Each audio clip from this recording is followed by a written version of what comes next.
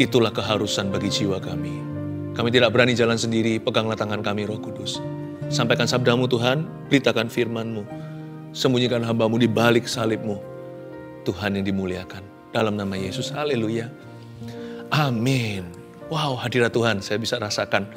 Saya yakin tidak akan berkurang di sebelah situ karena Tuhan hadir di mana-mana. Karena tanpa pengajaran dari Roh Kudus, kita bisa apa? Saya takut berjalan. Berikan judul seperti ini, komitmen yang harus dibawa ke tahun depan. Itu yang saya mau ajarkan ya. Komitmen yang harus dibawa ke tahun depan. 1 Petrus pasal 4. Ayat 1-6 saya bacakan. Jadi karena Kristus telah menderita penderitaan badani, kamu pun harus juga mempersenjatai dirimu dengan pikiran yang demikian. Karena barang siapa telah menderita penderitaan badani, ia telah berhenti berbuat dosa. Supaya waktu yang sisa jangan kamu pergunakan menurut keinginan manusia, tetapi menurut kehendak Allah. Sebab telah cukup banyak waktu kamu pergunakan untuk melakukan kehendak orang-orang yang tidak mengenal Allah. Kamu telah hidup dalam rupa-rupa hawa nafsu, keinginan, kemabukan, pesta pora, perjamuan minum, dan penyembahan berhala yang terlarang. Sebab itu mereka heran bahwa kamu tidak turut mencemplungkan diri bersama-sama mereka di dalam kubangan ketidaksenonohan yang sama. Dan mereka memfitnah kamu. Tetapi mereka harus memberi pertanggungan jawab kepada Dia yang telah siap sedia menghakimi orang yang hidup dan yang mati. Itulah sebabnya maka Injil telah diberitakan juga kepada orang-orang mati. Supaya mereka sama seperti manusia, dihakimi secara badani, tetapi oleh roh dapat hidup menurut kehendak Allah. Coba saya jelaskan satu persatu, komitmen apa saja yang harus kita bawa ke tahun baru nanti. Ayat 1, ayat pertama begini. Jadi, karena Kristus telah menderita penderitaan badani, kita semua tahu, Yesus sengsara di Kalvari. Kamu pun harus juga mempersenjatai dirimu dengan pikiran yang demikian. Bukan berarti kita harus mati seperti Tuhan Yesus disalibkan. Ini maksudnya salib pribadi. Di belahan bumi tertentu, di tempat-tempat di mana kekristenan dianiaya secara fisik dan jasmani, beberapa orang harus mati sungguhan. Mereka harus menyerahkan nyawanya. Tapi kalau itu nggak terjadi sama kita juga nggak usah mencarinya. Tapi yang pasti salib pribadi kita harus dipikul sendiri-sendiri. Kita semua masing-masing itu mengandung harga yang harus kita bayarkan supaya kita tetap setia. Kamu pun harus juga mempersenjatai dirimu dengan pikiran yang demikian. Kita semua harus hidup bagi Kristus di sisa tahun ini menuju ke tahun depan. Karena barang siapa telah menderita penderitaan badani, ia telah berhenti berbuat dosa. Mana mungkin kita bisa tanpa salah? Ini maksudnya bukan berarti kita nggak pernah melakukan kesalahan. Ini pasti bicara tentang komitmen yang tegas.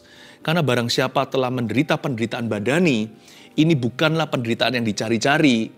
Ini bukan salah makan atau lifestyle atau gaya hidup yang salah yang menyebabkan kita menderita. Bukan. Ini harga yang harus dibayar oleh orang benar. Orang lain benci, kita harus mengasihi. Rasanya susah tapi tetap harus mengampuni. Yang lainnya nyontek di sekolah, kita nggak boleh ikut-ikutan sekalipun dikata-katai. Bilang fanatik lah dan dimusuhi. Ini adalah penderitaan badani bukan akibat kesalahan atau kecerobohan, tapi keharusan kalau kita mau hidup benar di hadapan Allah. Karena barang siapa telah menderita penderitaan badani, ia telah berhenti berbuat dosa. Dalam perjuangan dan peperangan kita melawan dosa, kita belum mencucurkan darah. Jadi jangan pernah kita ngomel atau jangan sampai kita itu mengeluh. Harga yang dibayar itu biasa-biasa. Bahkan orang-orang yang harus mati sungguhan untuk Kristus karena nggak punya pilihan. Satu-satunya pilihan ya mati untuk Tuhan. Kalau enggak dia harus mengkhianati Tuhan Yesus. Dia nggak mau atau dia tidak bersedia. Itu pun penderitaan biasa karena Tuhan memberi kekuatan pada mereka. Tapi kita yang nggak mengalami aniaya secara fisik. Apalagi kita yang tidak harus mati martir seperti mereka. Seperti para rasul-rasul Tuhan Yesus. Seperti banyak orang yang hari ini menderita. Apalagi kita. Harga yang kita bayar itu nggak seberapa. Ketaatan saja. Tapi semua dimulai dengan komitmen yang tegas. Ayat 1 itu bicara tentang komitmen. Komitmen pada Kristus poin pertama. Apa yang harus kita bawa ke tahun yang baru ini atau tahun depan? Kita bawa Christ-centered commitments. Kita harus membawa komitmen yang berpusatkan pada Kristus. Jangan sembarang komitmen ya. Kita buat komitmen yang salah juga bisa loh. Ya, yang namanya kecanduan dosa itu juga komitmen pada dosa. Kita nggak bisa putuskan. Kita nggak bisa berhenti. Pagi, siang, malam pikirannya kotor atau najis melulu. Itu juga komitmen. Komitmen memberi waktu. Itu kesetiaan, tapi setia pada setan. Yang saya maksudkan, komitmen yang harus kita bawa secara tegas ke tahun yang akan datang adalah komitmen pada Kristus. Komitmen yang berpusatkan pada Tuhan, especially terutama prayer, doa. Mari kita buat satu resolusi, tahun depan nggak boleh bolong-bolong saat teduh secara pribadi.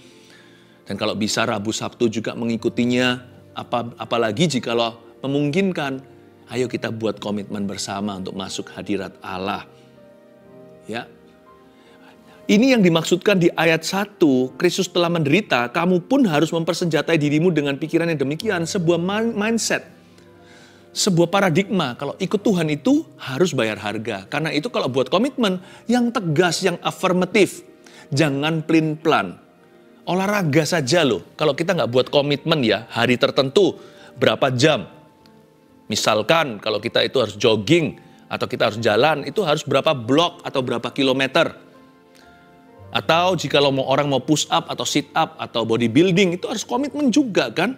Nggak bisa bolong-bolong minggu ini jalan, minggu depan males Nanti kayak begitu nggak jadi-jadi. Plin-plan tidak akan menjadikan. Pahami dulu.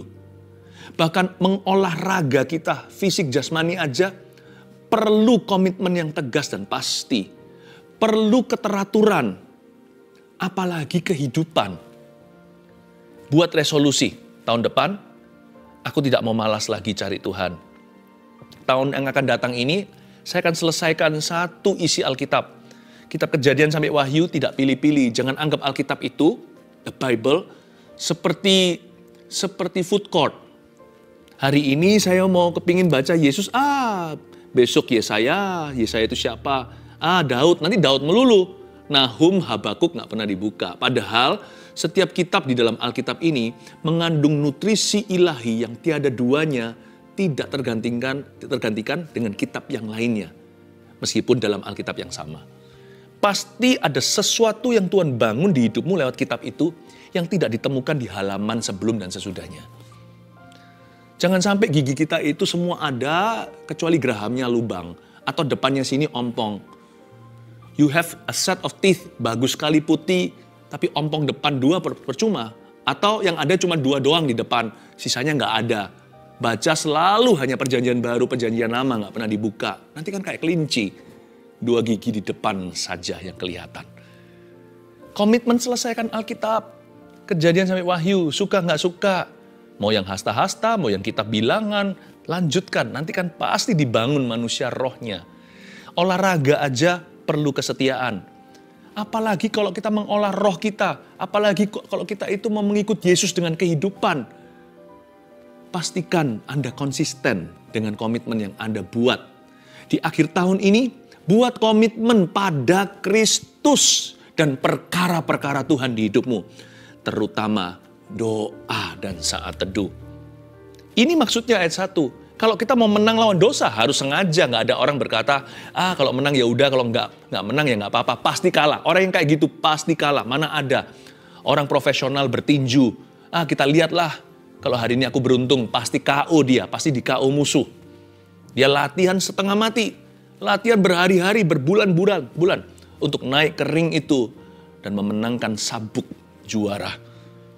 Nggak ada orang itu yang bisa berhenti berbuat dosa kalau dia tidak tegas dengan komitmennya.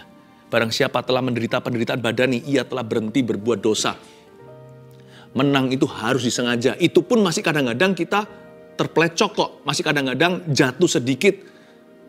Tapi tidak akan tergeletak. Sebab Tuhan menopang tangannya.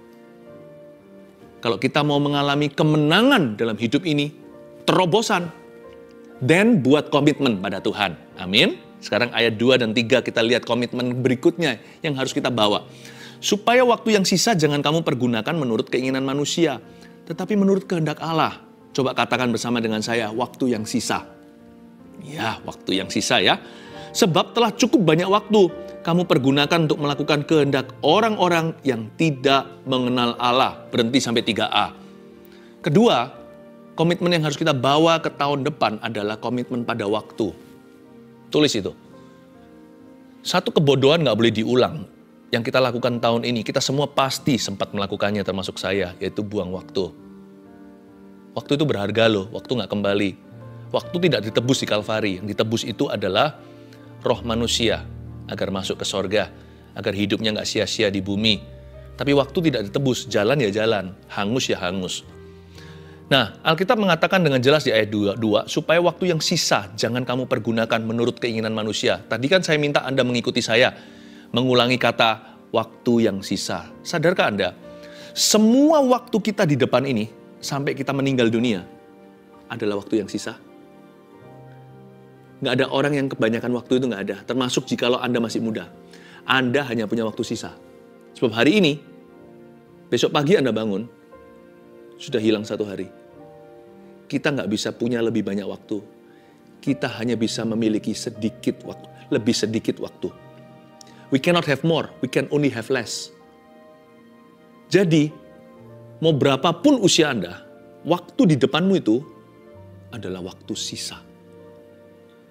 What you gonna do? Apa yang Anda mau lakukan di tahun depan? Mau dibuang sia-sia? Mau buang waktu itu yang begitu berharga, yang tidak ditebus di Kalvari? Jalan ya jalan, hangus ya hangus, mati ya mati. Jangan sampai kita suatu hari masuk ke sorga dengan tangan hampa. Atau jangan sampai kita malahan nggak masuk ke sorga karena kita sia-siakan tawaran Tuhan. Komitmen pada waktu. Nah, cara memandang begini. Sebelum kita komitmen untuk mempergunakan waktu kita dengan bijaksana, karena hari-hari ini adalah hari-hari yang jahat atau hari-hari yang gila. Orang berkata ini zaman edan. Cepat sekali kan? Pejamkan mata, kedip sebentar. Udah minggu, kedip lagi minggu lagi. Kedip lagi udah Christmas, udah Natal. Kedip lagi udah tahun baru. Tetap sih 1 hari 24 jam, setahun 365 hari. Tapi terasa cepat ya. Karena berarti kehidupan itu memang cepat berlalu. Benar kata firman, seperti bunga yang hari ini mekar, besok layu. Rumput yang hari ini hijau, besok dibuang. Berarti kalau kita lihat ke depan itu waktu sisa, jangan main-main. Tanya sama Tuhan sebelum buat rencana. Tuhan, aku minta agar waktu yang kupakai memang hanyalah sesuai dengan panggilan dan kehendak Allah. Kalau aku menggunakan waktu, tanya pada diri sendiri, apakah itu memang perlu? Apakah itu Yesus suruh? Kalau memang bukan sesuatu yang seserius itu, kadang-kadang waktu juga harus dipakai untuk rekreasi. Sesuatu yang sifatnya ringan dan tidak bukan berupa sesuatu pekerjaan misalkan. Atau itu pun bukan buang-buang waktu. Kalau Anda memang harus liburan, yang profesional sekalian. Kalau liburan taruh pikiran. Tapi kuduskanlah hari Sabat. Di waktu yang Anda sabatkan, jangan sampai Anda gunakan untuk berdosa. Karena waktu itu berharga, bisa liburan dengan keluarga. Waktu itu precious sekali, Anda bisa me time misalnya. Ya, Anda bisa jalan-jalan. Itu waktu tetap berharga sekalipun tidak kita gunakan untuk hal-hal yang serius. Tapi untuk hal-hal yang ringan. Ingat ya, setiap waktu yang Anda rencanakan itu gunakan. Dan muliakan Tuhan dengannya. Sebab Alkitab mengatakan dengan jelas di ayat 3b, sebab telah cukup banyak waktu, saya baca ulang, ayat 3, sebab telah cukup banyak waktu kamu pergunakan untuk melakukan kehendak orang-orang yang tidak mengenal Allah. Kamu telah hidup dalam rupa-rupa hawa nafsu, keinginan, kemabukan, pesta pora, perjamuan, minum, dan penyembahan berhala yang terlarang.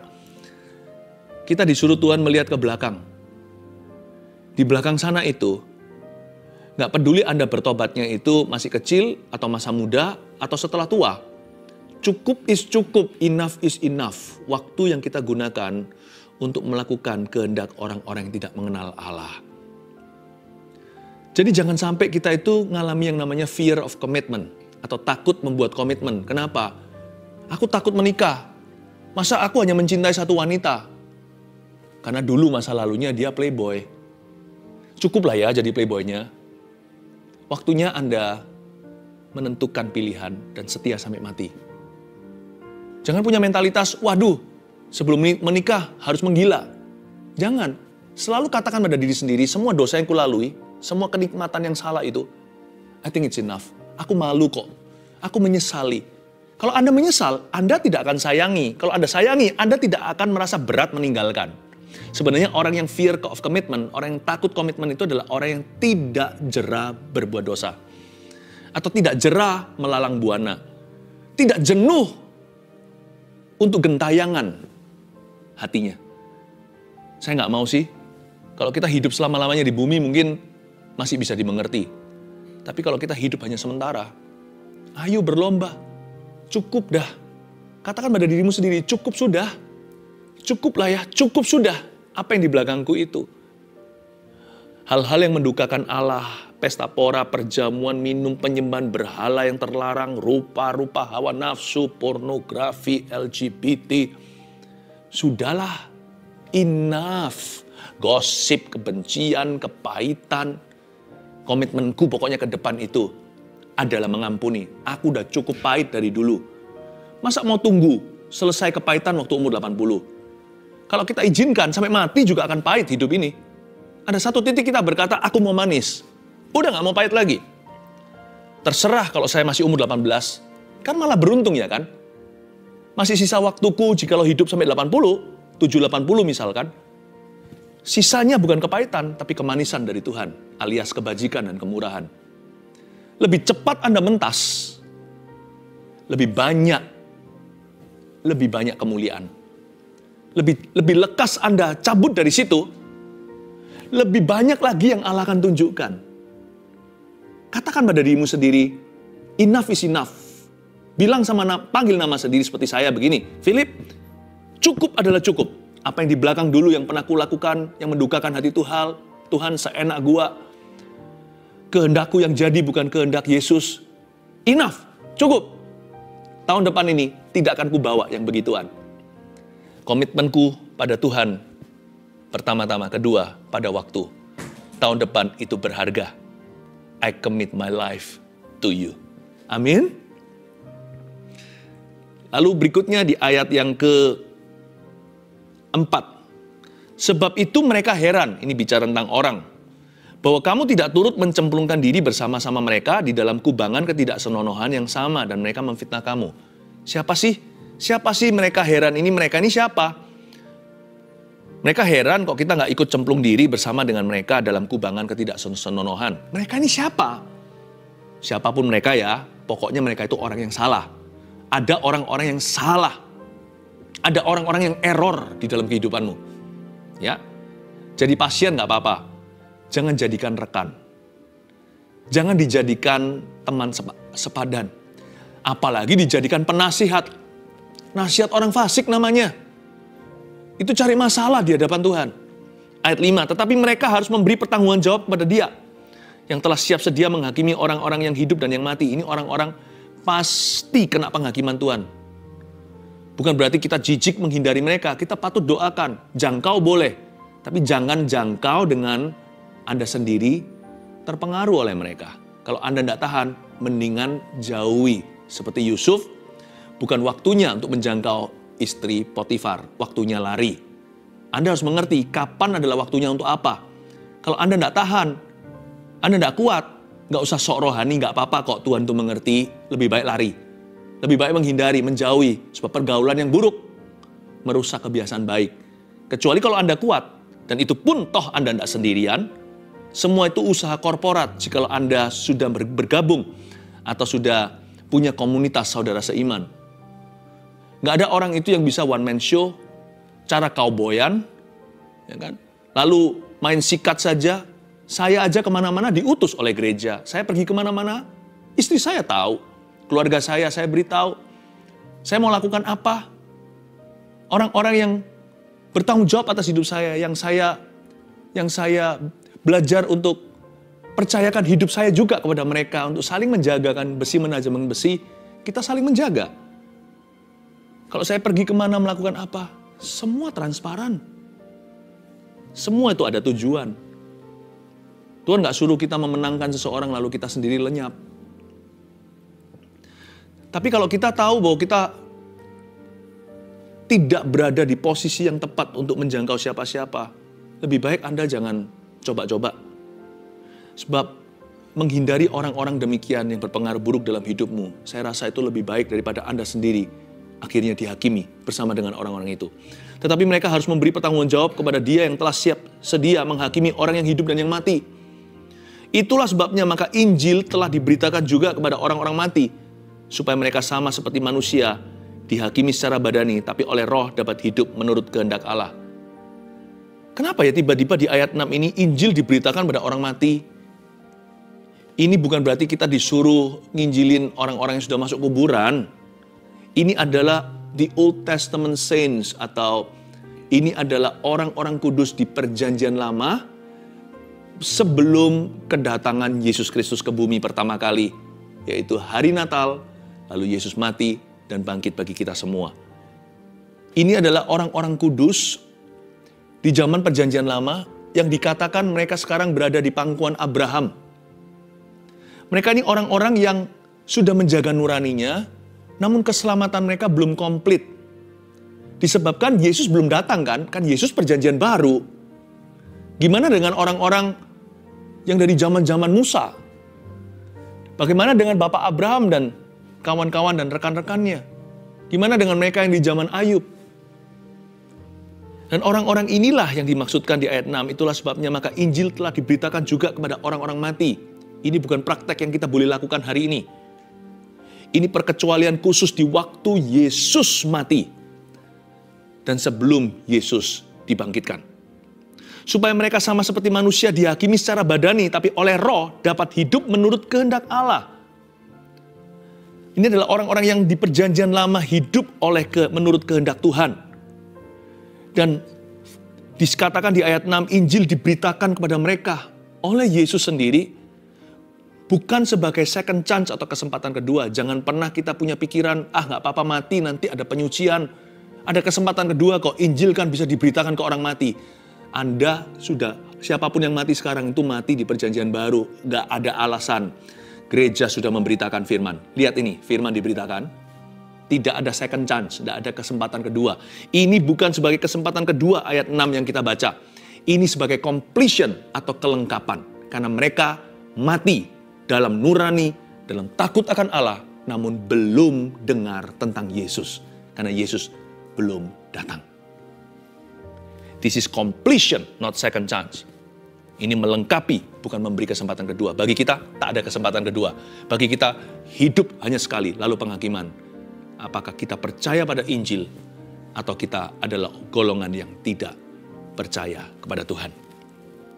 Oke, kenapa kok tiba-tiba dari ayat yang kita baca, ayat 4 tadi dan 5, bicara tentang mereka-mereka yang gak senonoh lah, mereka yang heran kita gak mencemplungkan diri, lalu mereka malahan memfitnah kita lah. Mereka ini akan memberi pertanggungjawaban sama Tuhan, kita jangan deket-deket nanti juga ikut dihakimi.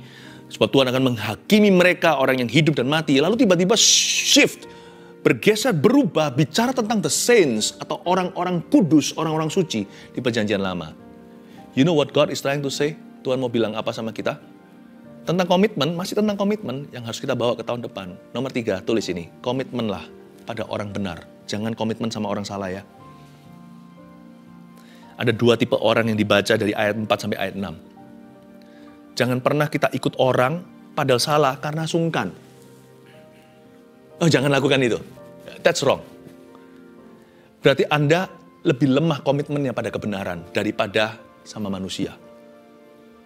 Saya selalu ajarkan pada orang-orang yang saya pimpin, ikutlah aku selama aku mengikut Kristus. Kalau saya tidak ikut Kristus, jangan ikut saya. Jangan ikut saya. Karena komitmenmu adalah pada Tuhan, pada Kristus dulu. Komitmen pada orang benar.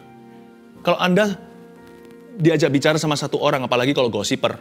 Kalau dia bilang, aku beritahu sesuatu ya, tapi kamu sumpah ya. Pertama kita tahu kan, sumpah tidak diperbolehkan. Apa hak kita untuk bersumpah? Kepala aja kita nggak punya kuasa kok untuk bisa mengubahnya jadi putih, beruban, atau menjadi hitam, kecuali pakai cat. Saya ngerti. Tapi secara alami kan kita nggak punya power. Kalau kita berkata sumpah ya, jangan mau. Lalu dia berkata gini, nggak boleh bilang sama siapa-siapa ya. Kamu jangan bilang sama si itu ya. Aku beritahu kamu. Kalau saya digituin, biasanya saya belajar bijaksana. Saya ngomong begini. Pertama, saya nggak akan sumpah. Kalau kamu mau cerita sama aku, berarti kamu percaya sama aku. Kalau kamu percaya sama saya, percayalah juga judgment. Percayalah juga dengan keputusan hatiku. Anda harus cerita sama saya dulu. Kalau saya rasa ini perlu, nanti saya akan sarankan ini harus diapakan. Saya nggak mau diskakmat di depan. Kalau enggak, mendingan jangan cerita sama saya. Kalau Anda nggak bisa percaya sama saya sejauh itu, jangan percaya sama sekali. Berarti Anda melihat saya sebagai gosiper, mending saya nggak dapat informasi. Nanti saya tambah berdosa. Tapi kalau Anda mau ngomong sesuatu sama saya, you harus percaya bahwa saya cukup dewasa untuk mendengar itu. Lalu mulailah orang itu bicara. Ternyata yang dibilangin semua, yang diucapkan semuanya adalah sampah. Saya biasanya akan cut di tengah dengan sopan. Tunggu. Sorry, saya rasa saya nggak perlu dengar ini. Saya nggak perlu dengar ini. Sorry, saya bukan orang yang tepat. Saya rasa Anda perlu ngomong dengan orangnya langsung. Jangan ngomong sama saya. Atau jikalau dia minta pertolongan, ini asli, dia bukan cari bolo atau cari teman, tapi dia cari solusi, maka saya pasti akan arahkan. Oke, begini. Saya sarankan Anda pergi ke orang tersebut, orang itu bisa membantumu. Atau kalau perlu, saya barengi kamu. Saya temenin Anda untuk pergi ke sana. Karena buktinya, fakta bahwa Anda sekarang bicara sama saya berarti Anda tidak berani datang sendiri. Saya bantu. Jangan komitmen terlalu cepat dan terbawa-bawa dalam dosa orang. Jangan komitmen. Nah, biasanya orang yang hatinya nggak sehat, imannya cari-cari, biasanya akan jadi mangsa yang gituan, yang beginian. Tapi saya tidak pernah mau komitmen pada orang yang salah. Saya harus tahu dulu ini orangnya benar atau salah. Lalu saya baru beritahu posisi hatiku. Komitmen itu harus pada orang yang benar. Aduh, Pastor Philip, saya itu kepingin lo melayani, tapi gimana nanti, apa kata teman-teman saya? Komitmenlah pada orang-orang dalam pelayanan, bukan orang-orang yang anti. Kalau teman-teman Anda semuanya begitu, ada waktunya. Ular pun bisa ganti kulit kok, Anda bisa ganti pertemanan. Nggak usah ditinggalkan sama mereka, lalu habis itu sinis, nggak perlu. Kita doakan, tapi pelan-pelan mulai mundur. Cari pertemanan yang sehat. Orang-orang yang bisa mendekatkan Anda pada Tuhan, dan sebaliknya, Anda juga bisa mempertajam mereka. Saya mau melayani Tuhan, tapi nanti apa kata dunia? Ya, Anda komitmennya sama dunia atau sama Tuhan? Komitmen pada orang benar. 4 dan ayat 5, mereka heran Anda kok tidak turut cemplung sama mereka dalam ketidaksenonohan. Mereka memfitnahmu. Pokoknya, if you are not one of us, kalau kamu bukan salah satu dari kami akan fitnah kamu habis-habisan, character killing. Kubunuh karaktermu. Tetapi tiba-tiba berubah di ayat 6. Ada orang-orang yang disempurnakan oleh Tuhan. Nah, masuklah dalam golongan yang demikian. Komitmenlah pada orang benar. Jangan pada orang yang salah. Amin. Jangan kena tekanan sebaya, atau rasa sungkan. Hal-hal seperti ini semua dapat masuk dalam satu kategori. Mau tahu apa itu? Fear of man atau takut akan manusia adalah jerat. Tapi takutlah akan Allah. Komitmen pada Tuhan. Ingat kata pemazmur, orang-orang kudus, orang-orang suci, orang-orang benar yang ada di negeri ini adalah kesukaan hatiku. Bersekutu dengan mereka adalah kesukaan dan sukacita. Mana ada sih orang sempurna? Nggak ada. Orang kudus yang suci beneran, nggak ada, semua kita masih belajar. Tetapi dibandingkan dengan orang-orang fasik, mereka orang suci benar. Mereka orang-orang yang berusaha mengejar perkenanan Allah. Jadikan aku hamba yang berkenan dan setia. Cari orang-orang yang seperti itu. Dan jadilah orang-orang yang demikian bagi sesamamu. Komitmen yang kita bawa tahun depan. 1, komitmen pada Kristus. 2, komitmen pada waktu. 3, komitmen pada orang benar, bukan orang yang salah. Mari kita perdalam komitmen kita kepada Tuhan